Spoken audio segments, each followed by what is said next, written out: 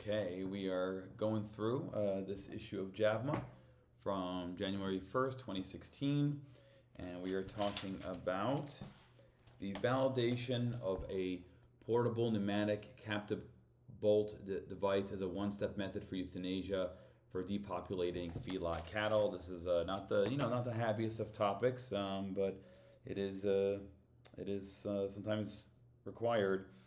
This study comes out of, Iowa State University, Oklahoma State University, and Western University. The objective is to validate the effectiveness of a penetrating captive bolt device with a built-in low-pressure air channel pithing mechanism as a one-step method for euthanasia for cattle. This is the picture of the device that they're talking about. They had 66 feedlot steers and heifers weighing 500 to 1,100 pounds that were not expected to survive or finish the feeding period with their cohorts. They were monitored and recorded immediately before and for at least 10 minutes after application of this gun, the bolt device. After euthanasia, they severed the heads of the calves and they assessed trauma to the brain and skull. Results found that death was successfully achieved with the pneumatic captive bolt device without application of an ancillary technique in all cattle. 6% required a second or third shot from the device because of technical errors in its placement. All shots from the device that entered the cranial vault successfully rendered the cattle unconscious without a return to sensibility. Conclusion was that results indicate that the bolt device was effective for a one-step method for euthanasia used in mass depopulation of feedlot cattle. Introduction. In the event of an epizootic disease outbreak involving a foreign animal disease in the U.S., the United States Department of Agriculture, APHIS, personnel, in conjunction with relevant federal, state, tribal, and local entities, will coordinate disease eradication plans in an attempt to prevent widespread loss. Depopulation is a method by which large numbers of animals must be destroyed quickly and efficiently, with as much consideration given to the welfare of the animals as is practicable. The USDA is committed to complying as closely as possible with the recommendations outlined in the Terrestrial Animal Health Code established by the World Organization for Animal Health and the AVMA guidelines for euthanasia of animals. There are currently over 90 million cattle in the U.S., with more than a third of those cattle maintained in operations that have over 1,000 cattle.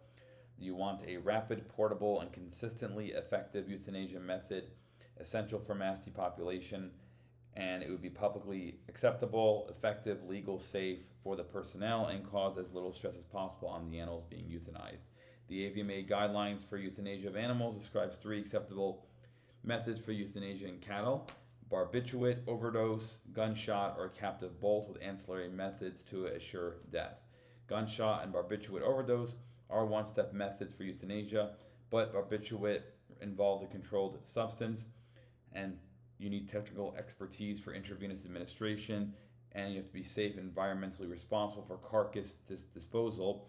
Gunshot requires either skilled marksman or proper animal restraint and personnel experience with firearms to ensure bullet placement and human safety.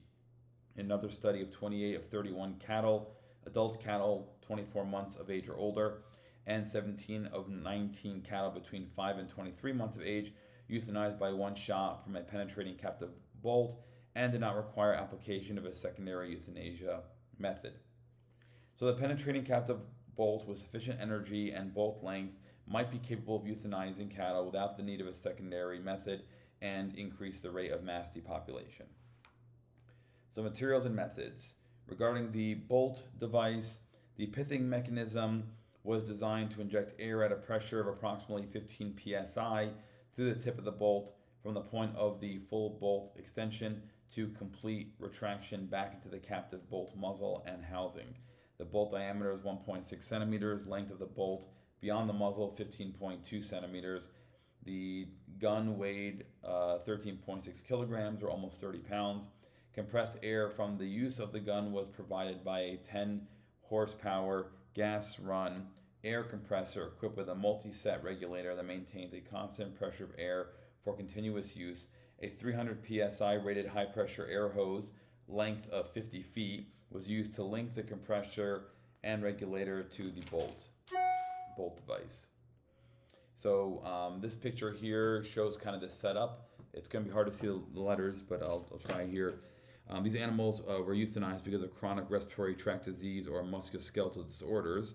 In A, you have A is right here. This is a multi-step regulator mounted on B right there, which is an aluminum trailer. And then the black box, C, right here, was storage of equipment. And then D, up here, is the hoist support arm. E is a spring-loaded cable. And then F is the actual bolt device, which is right here. And this is a close-up of the bolt device. And then for this device here, A is the main trigger, B is an auxiliary trigger, C is the spring-loaded head contact pressed against the skull with enough force to compress the spring. And then finally, sad face, the goal here with the bolt. The ideal site is on the midline, halfway between a line drawn from the lateral canthus of the eye, so the side of the eye here, to the opposite eye, right there, and then a line parallel to that on the most dorsal aspect of the head, and you're going in the middle of that.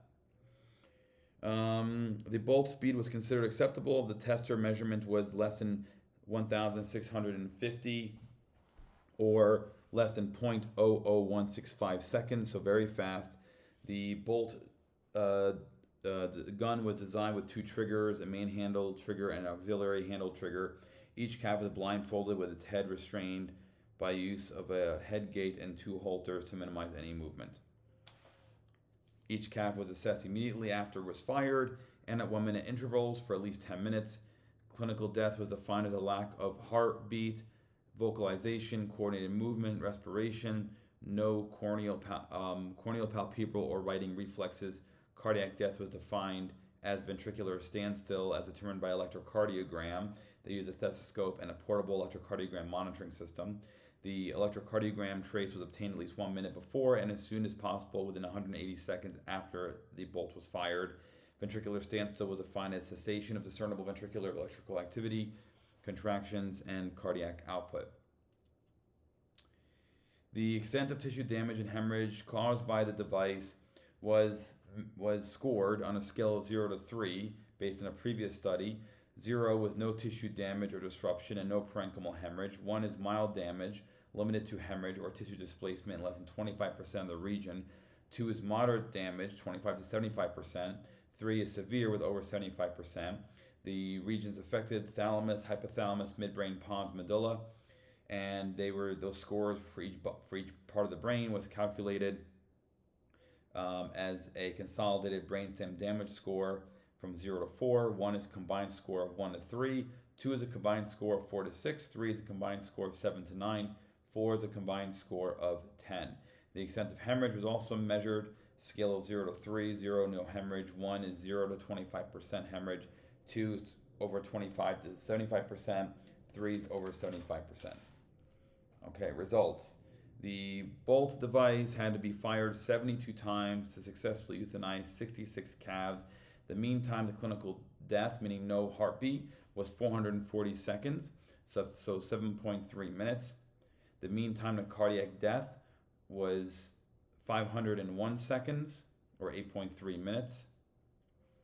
There was a significant correlation between live body weight and weight of the head. For all calves, the weight of the head was not significantly correlated with time to clinical death or skull thickness at the time of bolt penetration or bolt penetration depth. The skull thickness at the site of bolt penetration was not significantly correlated with time to clinical death. With regard to assessment of skull and brain trauma, the mean skull thickness at the site of bolt penetration was 16.4 millimeters. The mean diameter of the bolt penetration, 16.9 millimeters. The mean bolt penetration depth, 14.1 centimeters. And the presphenoid, sphenoid, and occipital bones were the bones most frequently fractured. And then this is going to be a gross picture with showing the skull thickness at the site of bolt penetration with the white bar that was measured, and the sphenoid and occipital bones are fractured in this picture as designated by the arrow. So here it is.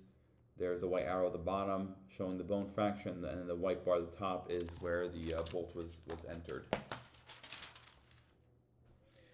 The calculated composite brainstem damage score was 0 for 11 of the calves, that's 16.7%, a score of 1 45.5% of calves, a score of 2 for 25.8%, score of 3 9.1%, and 4 at 3%. Survival to clinical and cardiac death did not differ significantly between calves with and without brainstem damage. The trauma score was not significantly associated with the weight of the head or the time of clinical death. The trauma score was significantly associated with skull thickness at the site of bolt penetration. The mean skull thickness at the site of bolt penetration for calves that had cerebral damage only, meaning a total damage score of 1, was significantly greater than that for calves that had minor brainstem trauma, which is a total brainstem damage score of 2, and for those that had major brainstem trauma or a score of 5. All right, discussion. I mean, basically trying to figure out, obviously, like how big the skull is, how thick the skull is. Does that affect the bolt penetrating where you want to penetrate? Discussion. After calves were shot with the device, a heartbeat was auscultated for a mean of 7.3 minutes and cardiac electrical activity present for 8.3 minutes. In horses that are euthanized with pentobarbital, they can find residual cardiac electrical activity for as long as 12 minutes. After being shot with the bolt, the majority, 83% of calves in this study had trauma to the brainstem, meaning thalamus, hypothalamus, midbrain, pons, medulla, which influences cardiac and respiratory functions. Rhythmic respiration is controlled by the pons and medulla via feedback from the lungs and chemoreceptors, whereas voluntary non-rhythmic breathing is directed by cerebral cortex. The brainstem affects cardiac function primarily through the parasympathetic nervous system and secondarily through peripheral vascular resistance and cessation of respiration, which leads to hypoxia. The bolt evaluated in the study rendered all calves unconscious immediately after penetrating the cranial vault, and the death that resulted shortly thereafter. The time of death did not differ significantly between calves that did and did not have grossly evident brainstem damage, which most likely is a reflection of the widespread pressure trauma induced by the air channel pithing mechanism. The device can be used to euthanize cattle of various weights and sizes. In larger cattle, the placement of the bolt on the skull becomes important because the sinuses enlarge with age, and the frontal sinus continues to enlarge throughout life. In this study, the overall mean number of shots for the bolt required to euthanize each calf is 1.09. Even though that number does not seem excessive, a small commercial lot with 1,000 cattle would require 1,090 shots from the device to depopulate. However, the additional time required to shoot occasional cattle with the bolt more than once is offset by the fact that a secondary method of euthanasia like pithing, exsanguation, or IV administration of potassium chloride is not required. And that's it. That's the study. I don't have much to say about that. Sad. Required, I guess, but sad. So there it is. I think we've got, it looks like one more journal from this magazine here. And we'll see you guys again tomorrow. Bye-bye.